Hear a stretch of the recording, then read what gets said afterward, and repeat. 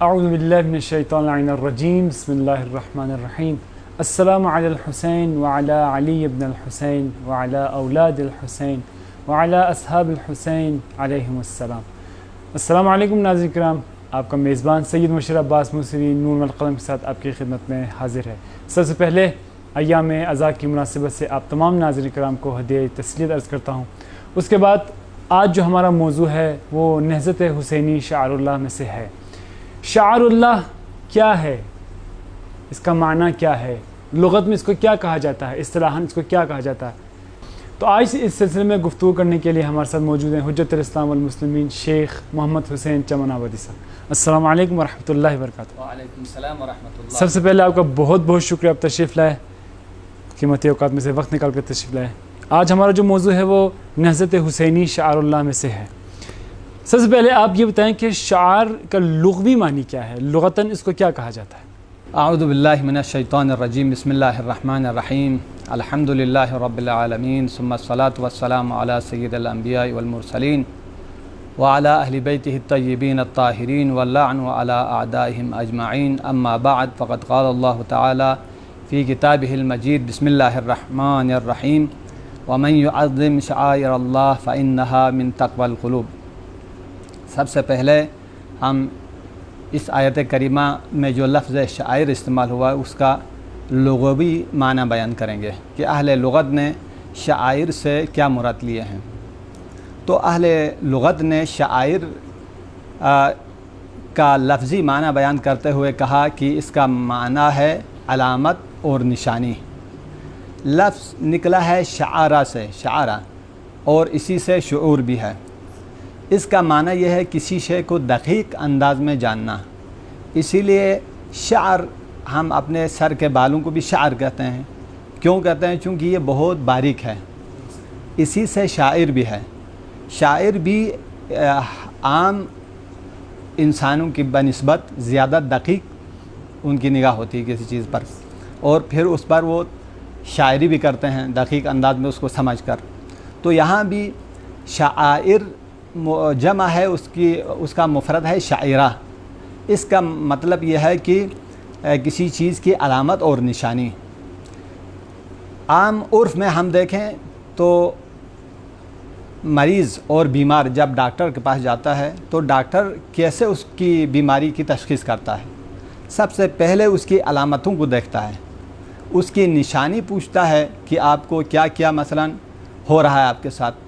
ان نشانیوں کو دیکھ کر پھر وہ اس پر اندازہ کرتا ہے کہ اس کی بیماری کیا ہے۔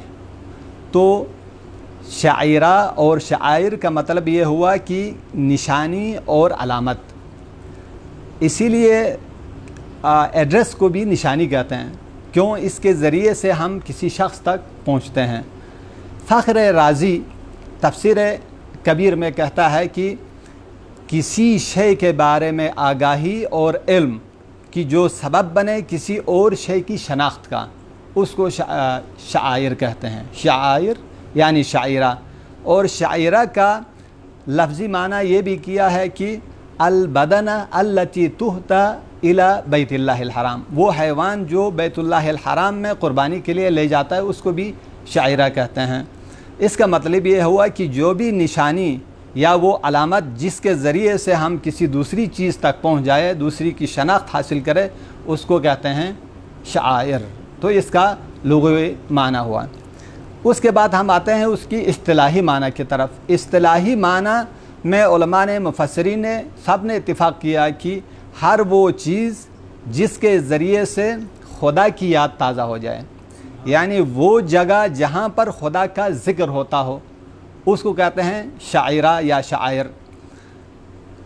اسی طرح سے رازی بھی یہی کہتا ہے، فخر رازی بھی یہی کہتا ہے کہ تمام عبادات جس میں اللہ کی یاد ہوتی ہے وہ سارے کے سارا کیا ہیں؟ شاعر اللہ ہیں۔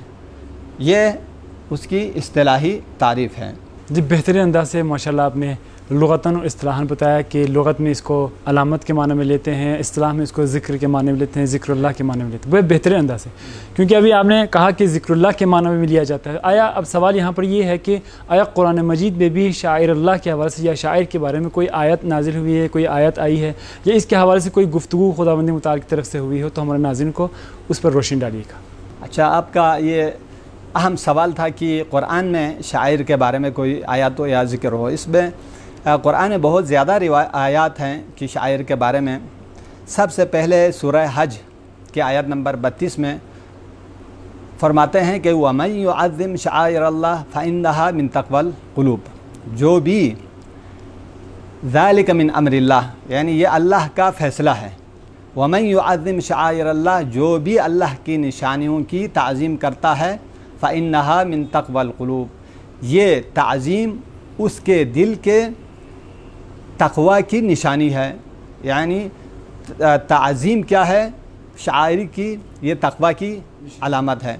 उसके बाद फिर सूरह हज की आयत नंबर 36 में दोबारा इरशाद हो रहा है, वल बुदन जअलनाहा मिन शआइरिल्लाह, क़ुरबानी के हैवान ऊँट है, उसको हमने क्या करार दी?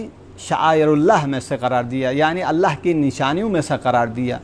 उसके बाद सूरह बकरा के आयत नंबर 158 में इरशाद हो रहा है, इन्न सफ़ा वल मरवता मिन शआइरिल्लाह, सफ़ा और मरवा दो पहाड़ियों के नाम हैं, ये अल्लाह की निशानियों में से हैं।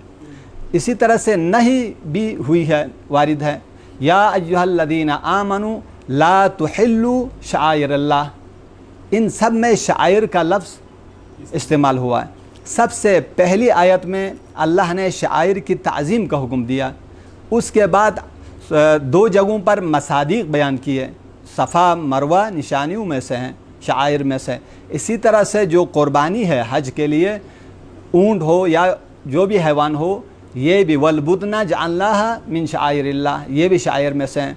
उसके बाद चौथी आयत में शायर की हुर्मत शिकनी और हुर्मत को ज़ाय करने से मना करते हुए फरमाया, या अय्युहल्लज़ीना आमनू ला तुहिल्लू शआइरिल्लाह, अल्लाह के शायर को, अल्लाह के निशानियों की आप हुर्मत शिकनी न करें।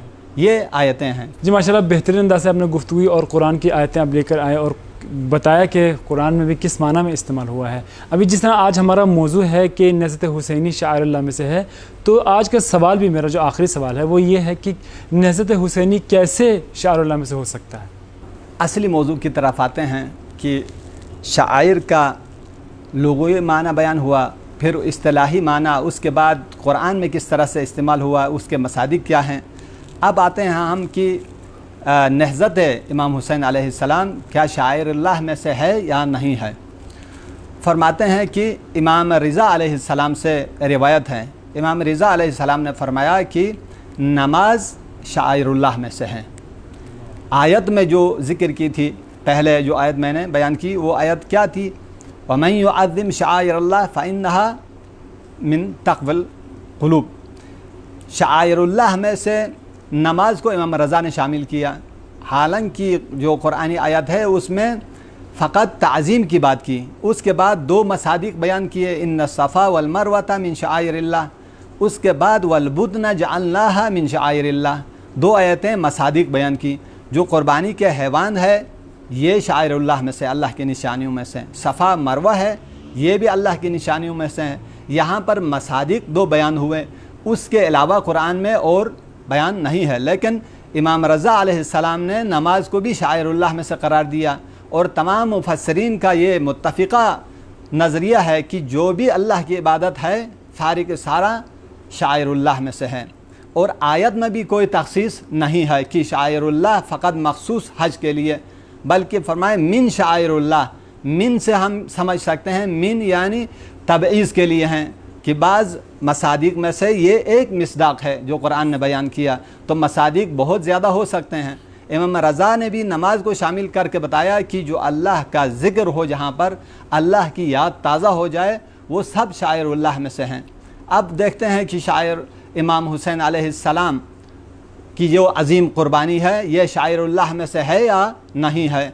तमाम मुफस्सिरीन खुसूसन तफसीर अल बयान में فرمایا جو صاحب تفسیر ہے انہوں نے بیان فرمایا کہ جتنی عبادتیں اللہ کے لیے بجا لاتے ہیں جہاں پر یاد خدا زندہ ہو جاتی ہیں وہ سب شاعر اللہ میں سے ہیں، لہٰذا مصادیق میں سے سب سے زیادہ اتم جو مصداق ہے وہ امام حسین علیہ السلام کی قربانی ہے، چونکہ یہاں پر اللہ کا نام زندہ ہوتا ہے، یہاں سے اسلام نے دوبارہ زندگی حاصل کی تھی، کربلا کی نہضت ہی کی وجہ سے تو اسلام زندہ رہا، اگر کربلا نہ ہوتا، کربلا کی یہ قربانی نہ ہوتی تو اسلام کی وہ حالت جو آج ہم دیکھ رہے ہیں اس حالت پہ اسلام نہ ہوتا، بلکہ یہودیت اور مسیحیت کی شکل جو آج ہم دیکھ رہے ہیں بگڑی ہوئی حالت، اسی حالت میں جانے کے لیے بالکل تیار تھا اسلام کا، چونکہ امام حسین خود علیہ السلام فرماتے ہیں کہ وَعَلَى الْإِسْلَامِ السَّلَامِ اِذْ قَدْ بُلِيَتِ الْأُمَّةُ بِرَاعٍ مِثْلَ یزید،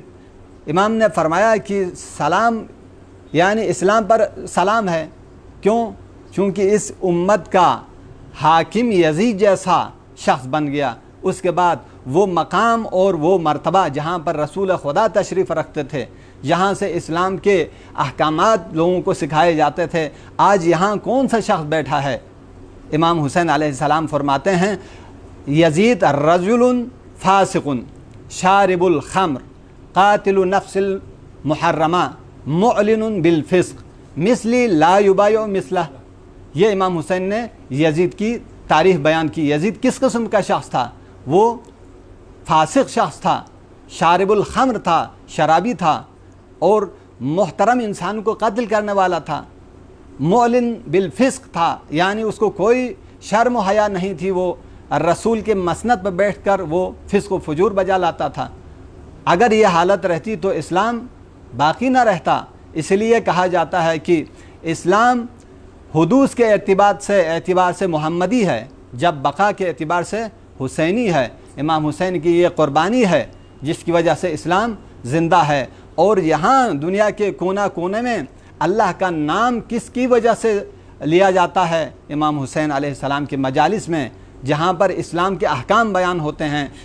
اگرچہ آج کل ہمارے معاشرے کے اندر ہماری کمزوری کی وجہ سے ہم اس نہج اور اس منزل پر اس پیغام کو جو امام حسین علیہ السلام پہنچانا چاہتے تھے ہم لے کے آگے نہیں بڑھ سکے، ہم ذاتی اختلافات اور آپس کے اختلافات اور چھوٹے چھوٹے معاملوں میں جگڑتے رہ گئے، وہ پیغام جو امام حسین علیہ السلام پہنچانا چاہ رہے تھے وہ ہم نہیں پہنچا رہے ہیں، لیکن اسلام کو زندہ رکھنے کا جو